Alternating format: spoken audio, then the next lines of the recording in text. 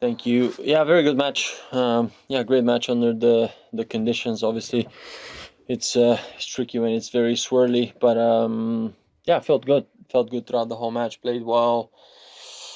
Uh, Kept my shots in a very in a very good level. Serve was also working very well. So I think all in all, very happy with the performance. Hi, Grigor. Two quick things. One is how close to 100% do you feel physically right now? Right about there, I would say. I don't want to put a number to it just because everyday things they vary. Like I don't want to be saying, okay, listen, I'm at that level at the moment. I feel great.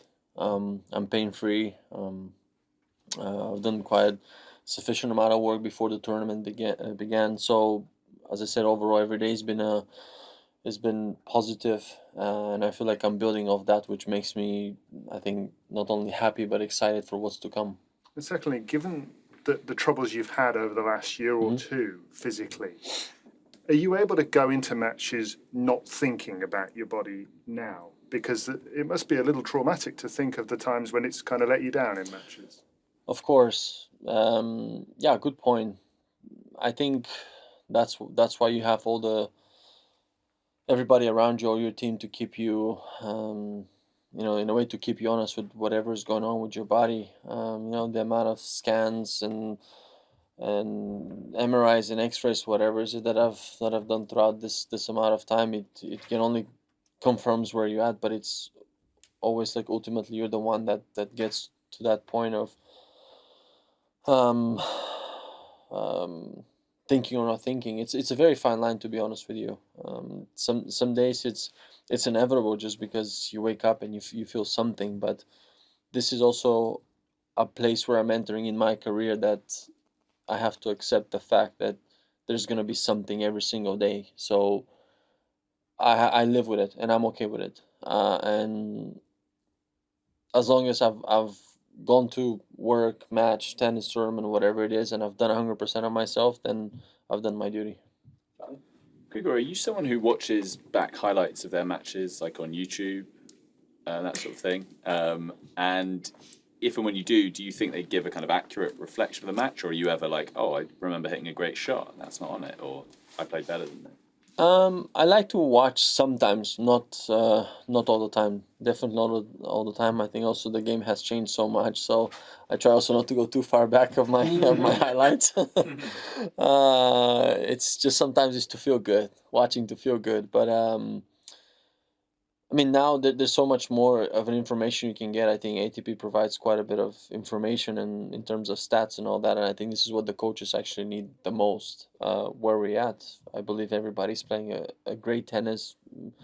More or less, everyone is kind of on the same level. And then sometimes the match is decided by a few points here and there. So I think it's my preparation has a different way to prepare. I think more so than I would say the upcoming players. So my way of doing it now, it's more of how I'm gonna prepare physically and mentally, um, because I think to a certain extent I never really, even in the past, I was never really that bothered of my like tennis overall. Even if I didn't play for a while, I still felt I'm gonna do okay with the game. But it's just more now. It's how I'm gonna position myself to play the game. And that's changed then. You said, like, during your career, there's now more video and highlights available and that sort of thing. Yeah, I mean, you see, like, I think percentages of, let's say, serve, return, tendencies. I think all these things are, we will have, we can all see it.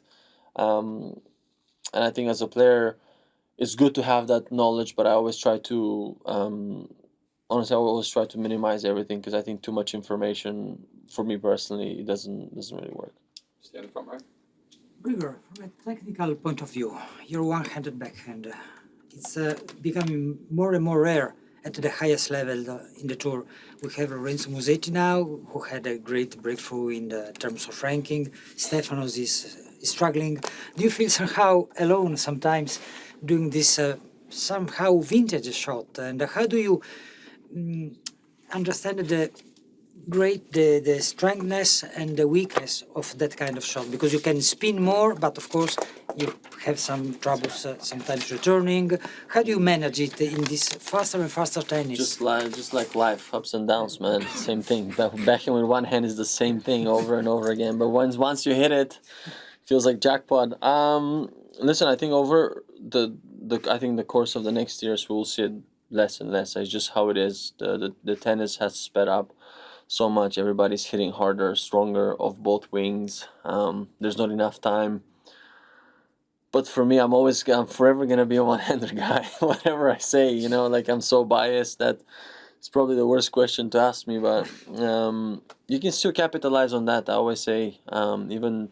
There are strengths. No, of course there are many strengths, especially on grass court. I would say being able to hit like a decent slice on grass court sets you up right away with the next shot. Whether it's you still have to hit another backhand or run around and hit a forehand, that's that. And I still believe there's that. Everyone keeps saying it like a lost art of it, but it's not really that lost, because if you manage to navigate that, let's say that wing for a one-hander, it's just I mean, you'll be able to get a hold of it.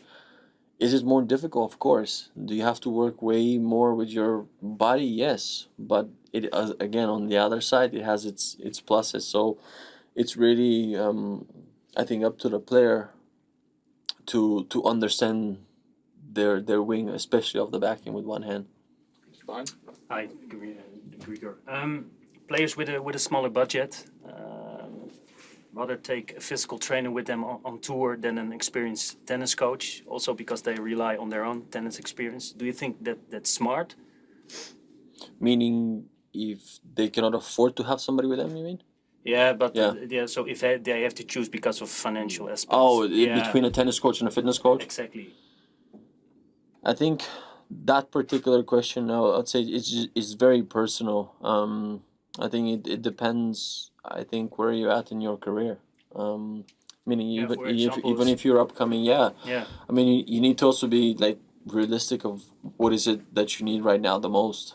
I think of course you always need to have the two things. It's just how it is given in our sport. I for one been very, I think, fortunate throughout the years of my upcoming years to have that support on multiple occasions. Yes, but still it was we always looked at it as a team, meaning like we always looked at it what I need the most right now, and I was always going off that feeling the most. I think at times it's way more important for you to be alone with let's say with a fitness coach, rather than being with a tennis coach, because that's the important part right now that you need to do. I remember there was a time some years ago where I traveled with no coach for over a year and I had a great result.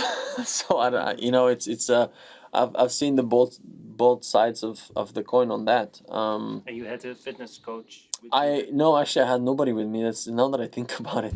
Yeah, I just had my physio with me. That's all I had. But it was a different time, different place. So that doesn't. I think I'm not the best example for that. But it's as I said, it's just very important for the player to understand their strengths and weaknesses at the stage where they're at in their career. I would say this is probably more important than anything else, and then you structure all else around that, because you cannot only go off what I'm telling or somebody else. You need to carve your own path. Whatever worked for me doesn't mean it's going to work for you. So you always have to.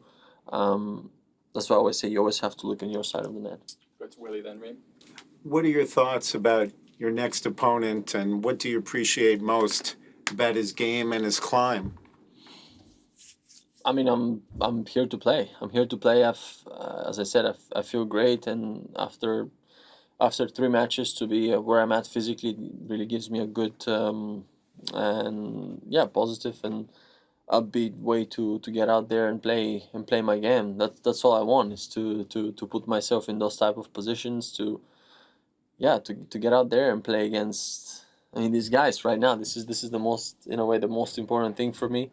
I've put a lot of work prior to the tournament. I had to make some decisions that it put me in a very good spot. I think.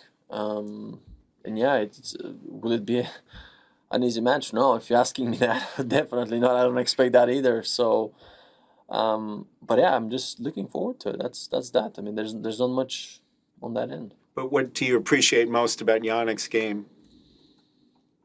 Well, what's not to appreciate if you think about it? I mean, he's been the best player in the world, especially over the course of the past year and a half too. You can appreciate his consistency. I would say the most on the court and being able to execute without a single doubt in his game. So I think that's enough.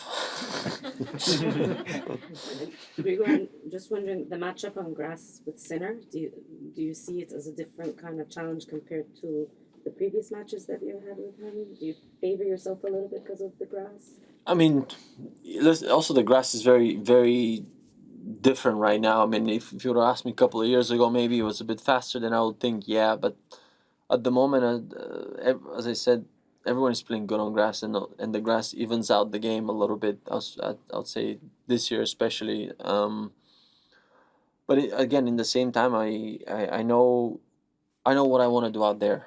So favoring, no favoring, he can go either way. So that's why I don't need and want to think that way, because for me it's more of the excitement of checking out my capabilities and the work that I've put in, the plays that I've tried, the hours that I spend on the court. That's to me way more valuable right now than the rest, I would say.